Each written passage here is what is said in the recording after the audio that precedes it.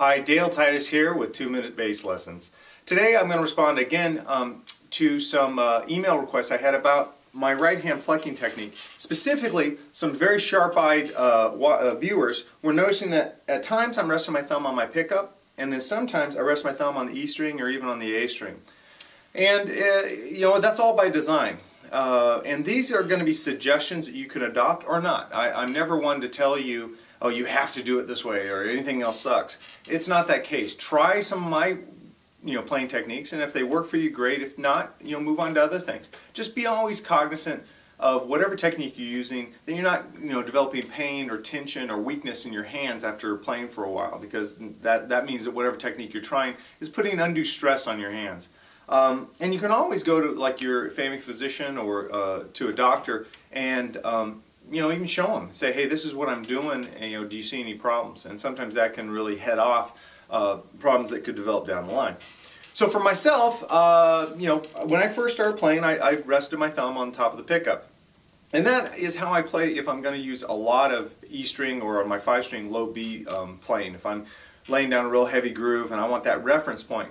Now, someone asked, why do I even put my thumb down? Why shouldn't I just leave it free floating? And that was a decision for me.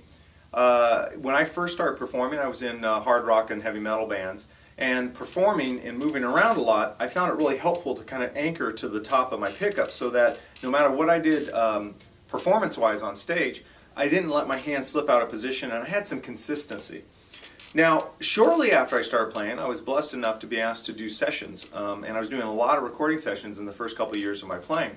And I really hated it when I'd be playing on the D and the G string and my lower strings would just rumble. And I don't know if you've experienced it yourself, but sometimes when you're playing on the higher strings, just the action of playing these strings lets the lower strings kind of rumble, and it really can muddy up your sound.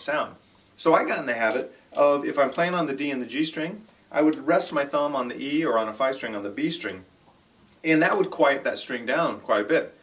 Later on, I even took it a little farther. If I was playing primarily on the D and the G string, I would rest my thumb on the A string and let the side push up against the E string. So you see, I'm deadening the thumb, or deadening the A string with my tip of my thumb, and the side of my thumb is touching the E string.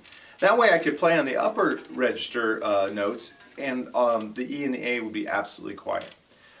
So these are just suggestions. You might want to try them out yourself, especially if it's something that's been annoying you, that when you play a certain passage you hear this brrr, in the background. And you might find that works for you. Now there are players out there, amazing players out there, that don't anchor their thumb at all. It's called free floating thumb, or just a non-resting technique where your hand is completely free to roam over. Usually their point of reference is the arm resting on top of the bass. I rarely see a free-floating guy who keeps his arm completely up. I'm sure they're out there, and I'm not saying they're wrong or not. I haven't experienced them or seen them. And there's some benefits to that, but for myself, I never really developed it, so I really can't demonstrate it for you. So tonight, when you're practicing, try to experiment with different things. Anchor your thumb on the E string or on the pickup. Try it on the E string or B string. Move it down, and just because you have it in one position at the beginning of a bass line doesn't mean it needs to stay there for the entire way. There's times when I'll be playing on the E string, and then as I move up, you'll see my thumb move into position, and it just did there, and then I move it back. And that's just a way for me to clean up my technique and not get a lot of extraneous noises which could muddy up my tone.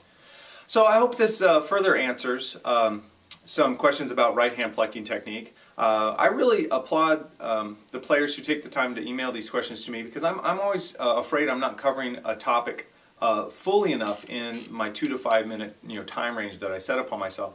So if I've taught a previous lesson and you just wish I would have covered something a little bit more, just email me, reference which video it is, and ask me to go over another aspect again, and I totally would be into doing that for you. I love the interaction I'm getting from players all over the world. It just makes this one of the greatest jobs I've ever had. So if you have any more questions for me, please email me at dalet@danabgoods.com, and I look forward to hearing what you have to say. Thanks a lot for stopping by.